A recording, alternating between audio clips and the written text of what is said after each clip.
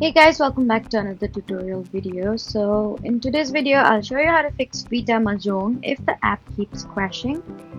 So first, completely close the Vita Mahjong app and open it again. And if it still crashes, try restarting your phone. Next, check your internet connection by switching between Wi-Fi and your mobile data. You should also open your app store and check whether a Vita Mahjong update is available.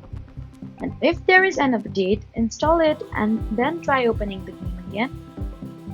Then you need to make sure your phone has enough free storage as well. On iPhone, you may need to offload or reinstall the app instead.